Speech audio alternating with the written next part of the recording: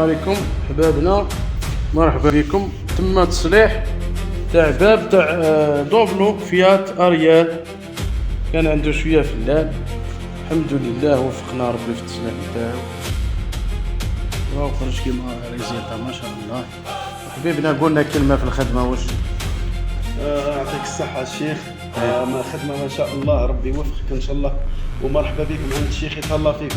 ايوا عند الحاج ديما، عند الحاج شوقي ديما والحاج سمير، هيا مرحبا بكم.